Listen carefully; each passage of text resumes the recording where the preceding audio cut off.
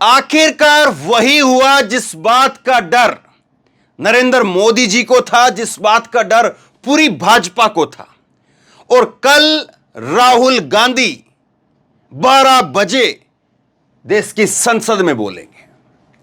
आखिरकार जिस चीज से बचने के लिए इस अविश्वास प्रस्ताव पर राहुल गांधी ना बोले, इससे बचने के लिए क्या कुछ नहीं किया गया, लेकिन कल वो दिन होने वाला है।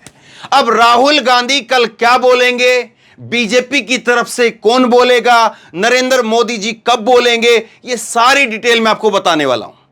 पूरी डिटेल मैं आपको बताऊंगा। राहुल गांधी कल कितने बजे बोल सकते हैं, तमाम सारी बातें।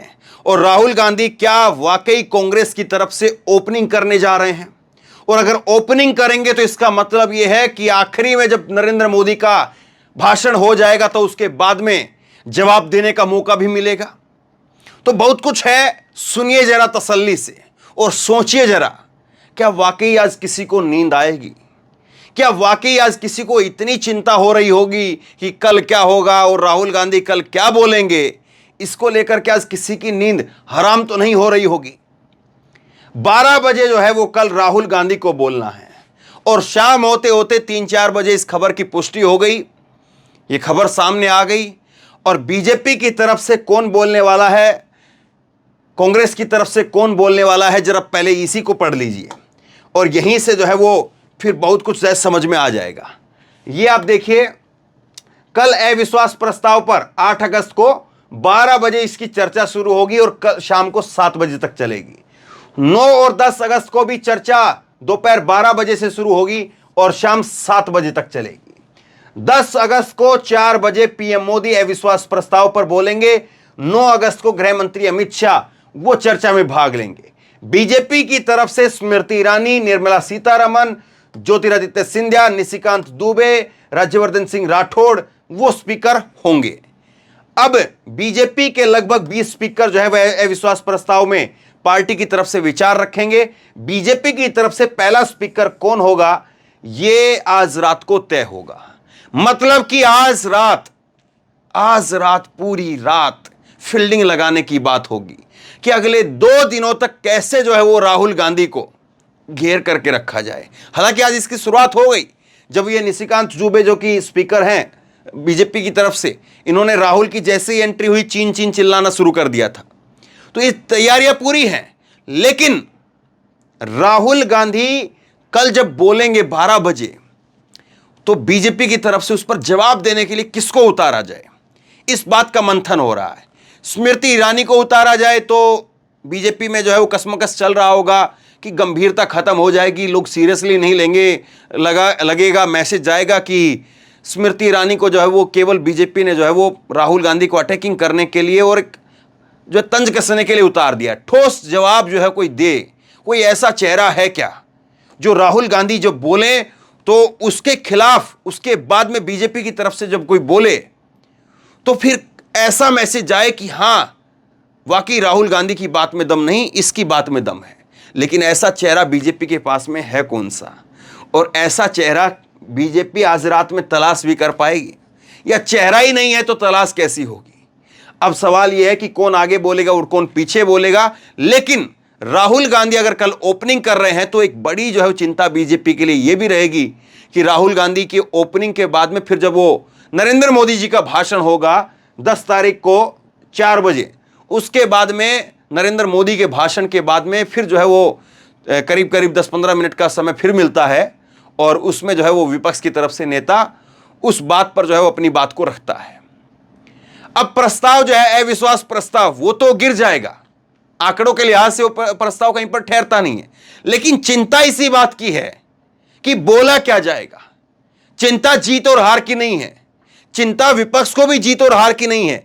विपक्ष इस बात की वो जो है वो देखना चाह रहा है कि नरेंद्र मोदी जो मणिपुर को लेकर के मैं नहीं बोल पाए, 90 दिन से ऊपर हो चुके हैं अब, और नरेंद्र मोदी साहब अब मणिपुर को लेकर के क्या बोलेंगे, देश को क्या बताते हैं। हालांकि मुझे तो लगता है कि वो ज़्यादातर तो वही रहेगा कि 60 साल में पिछली बार मुख्यमंत्री तब ये थे, तब ये हुआ था, मणिपुर में तब इतना ब्लॉकेड था, तब ये था, तब वो था। ये नहीं बताएंगे कि अब हम हैं तो क्या है, पहले क्या था, उस पर शायद ज़्यादा फोकस रहेगा। लेकिन एक चीज़ और दिखाता हूं मैं आपको, बड़ी दिलचस्प है, ये जो है वो बड़ी दिलचस्प चीज है। आज राहुल गांधी की सदस्यता बहाल हुई है, तब लोग इंतजार कर रहे थे कि ये महानुभाव जो है इनकी सदस्यता जाएगी। ये वही हैं जिनको शनिवार को 2 साल की सजा हुई, इटावा से बीजेपी के सांसद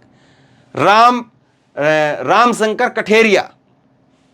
लेकिन देखिए कितनी जबरदस्त फुर्ती से काम होता है। शनिवार को इनको 2 साल की सजा होती है, एमपी एमएलए कोर्ट 2 साल की सजा देता है, और आज सोमवार को इनकी सजा के ऊपर स्टे लगा दिया गया।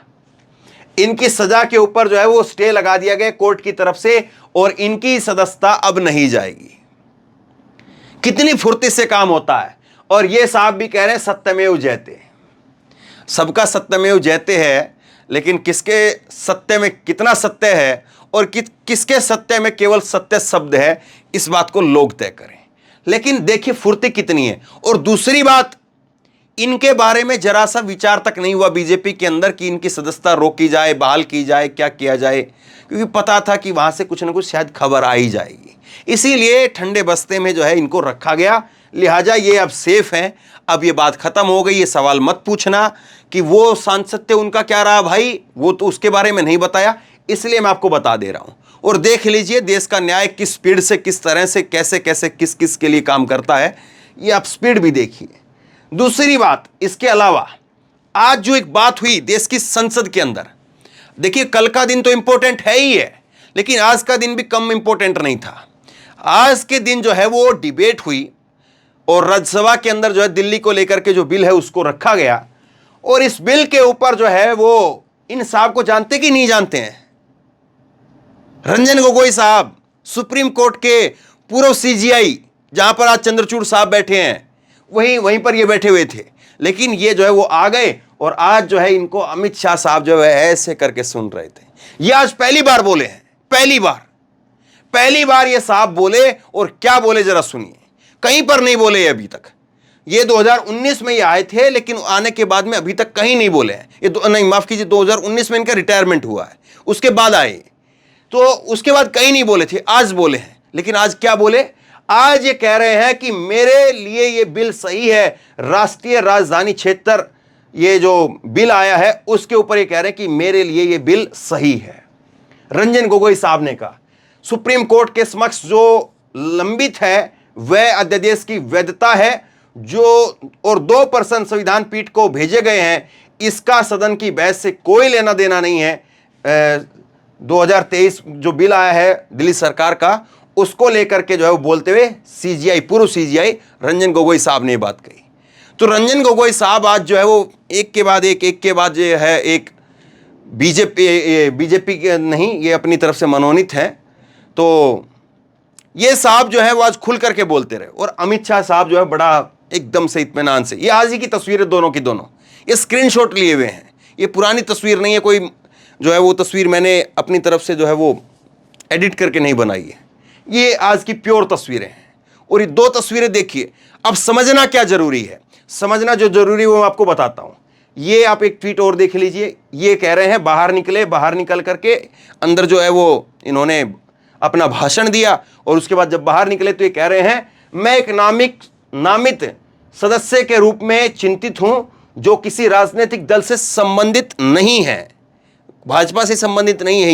ये साफ तौर पर कह रहे हैं मुझे केवल इस बात की चिंता है कि क्या विधेयक संवैधानिक रूप से वैध है। और वहां मैंने यह कहते हुए एक भाषण दिया कि यह संवैधानिक रूप से वैध है। मैंने विधेयक की आवश्यकता पर कुछ नहीं बोला है, मैंने वैधता पर बात की है। यह जो है सीजीआई ने कहा है। अब दूसरे को और ट्वीट देखिए, मिलिंद ने ट्वीट किया है और यह कह रहे हैं कि 2019 में चीफ जस्टिस के पद से रंजन गोगोई रिटायर हुए थे। मार्च 2020 में यानी 4 महीने बाद राष्ट्रपति ने गोगोई को राज्यसभा में मनोनीत किया। 3 साल तक वो संसद में कुछ नहीं बोले। आज पहली बार बोले तो दिल्ली में नियुक्ति को लेकर के कानून का समर्थन किया। लेकिन ध्यान से देखिए, जया बच्चन, प्रियंका चतुर्वेदी और कुछ महिला सांसद, उन्होंने इसके खिलाफ वॉकआउट कर दिया, रंजन साहब के खिलाफ। क्यों कर दिया? क्योंकि उनके खिलाफ, इनके खिलाफ यौन शोषण के आरोप लगे थे। हालांकि इनमें बाद में क्लीन चिट जो है उनको मिल चुकी है। अब जो समझने वाली बात है वो ये है कि देखिए रंजन गोगोई साहब देश के सीजीआई रहे, सुप्रीम कोर्ट के सबसे बड़े वकील रहे, जज रहे, और आज वहां पर जो है वो डीवाई चंद्रचूड़ साहब बैठे हैं। अब दिल्ली के अंदर जो सरकार जो बिल लेकर के आई उसके बारे में, वो ट्रांसफर पोस्टिंग का बिल है, उसके बारे में जो है वो मौजूदा जो सुप्रीम कोर्ट है और उसके सीजीआई हैं चंद्रचूड़ साहब, उन्होंने फैसला दिया कि ट्रांसफर पोस्टिंग का जो हक है वो दिल्ली सरकार का होना चाहिए। यह फैसला दिया, लेकिन उस फैसले को, सुप्रीम कोर्ट के उस फैसले को सरकार ने 8 दिन के अंदर पलट दिया, और 8 दिन के अंदर पलटते हुए जो है वो उसके ऊपर अध्यादेश ले आई, और उस अध्यादेश पर अब जो है वो वोटिंग हो रही है, और अब इसको जो है कानून की शक्ल दे दी जाएगी। तो सोचिए जरा, आज जो सुप्रीम कोर्ट के अंदर सीजीआई हैं चंद्रचूड़ साहब, वो दिल्ली के इस बिल को लेकर के विरोध करते हैं और वो कहते हैं कि नहीं, ट्रांसफर और पोस्टिंग का हक दिल्ली सरकार को है।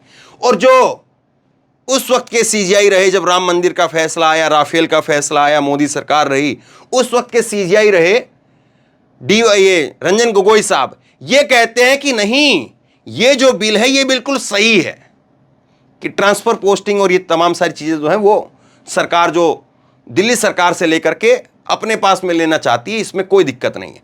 इसकी आवश्यकता है या नहीं है, इस पर मैं बात नहीं करना चाहता हूं। दरअसल आवश्यकता का मामला क्या है? आवश्यकता का मामला यह है कि दिल्ली सरकार जो है, केजरीवाल की सरकार, वो कह रही थी आज कि ये जो बिल लेकर के आ रहे हैं और ये आज दिल्ली सरकार के हक को छीनने का काम कर रहे हैं, इन्हीं की सरकार में अडवाणी जो है वो पिछले कई सालों से संघर्ष करते रहे और वो कहते रहे कि हम दिल्ली को पूर्ण राज्य का दर्जा देंगे। तो राघव चड्ढा ने आज कहा कि आप जो है वो अमित शाह साहब, आप नेहरूवादी मत बनिए। नेहरू की प्रशंसा कर रहे थे वो, तो उन्होंने कहा कि आप नेहरूवादी मत बनिए, आप अडवाणीवादी बनिए और दिल्ली को पूर्ण राज्य का दर्जा दीजिए। तो आज का जो दिन है, आज का दिन है वो, और आज का जो बिल है उसको पास करवाने के लिए भी सरकार को, सीजीआई को जो है उतारना पड़ा। इसलिए मैंने पूरी कहानी बताई है। सीजीआई को उतारना पड़ा, जो पूर्व सीजीआई रहे हैं, रंजन गोगोई साहब, सुप्रीम कोर्ट के चीफ जस्टिस, इनको उतारना पड़ा। तो सोचिए जरा, एक बिल को पास करवाने के लिए पहली बार आज चीफ जस्टिस ने बोला है, तो आज क्या तैयारी हो रही होगी।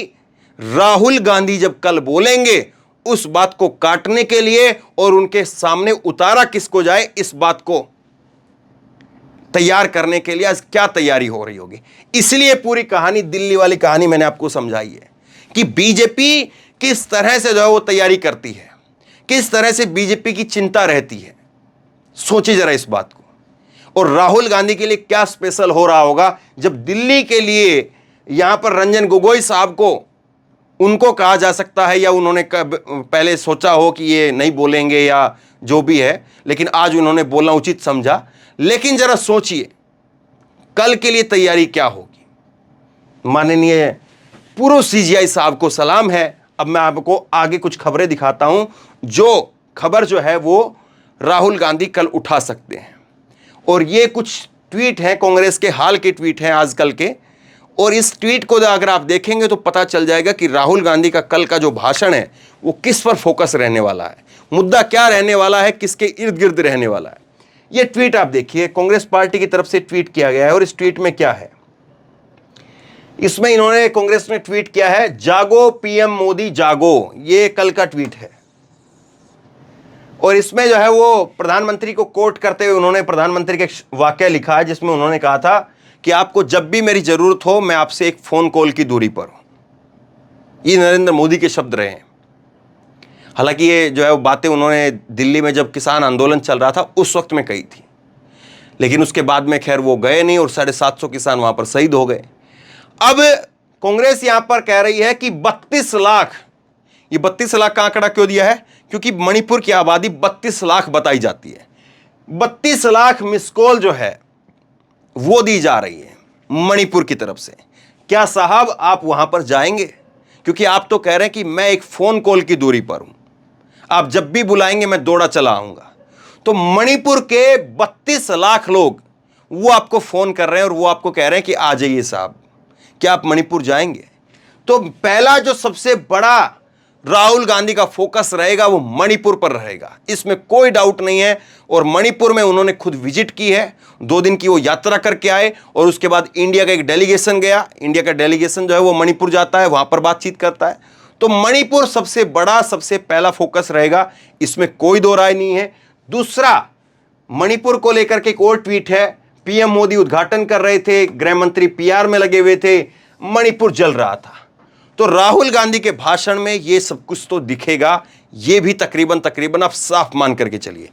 तीसरी बात जो है महंगाई को लेकर के, महंगाई मैन मोदी, इसको लेकर के राहुल गांधी का फोकस रहेगा, इसमें कोई डाउट मुझे नहीं लगता है। क्योंकि टमाटर की जब एक वीडियो वायरल हुई तो राहुल गांधी ने ना केवल उसको ट्वीट किया, उसके बाद में राहुल गांधी खुद समझने के लिए कि क्या कुछ स्थिति है, खुद आजादपुर मंडी के अंदर गए, जो कि एशिया की सबसे बड़ी मंडी है।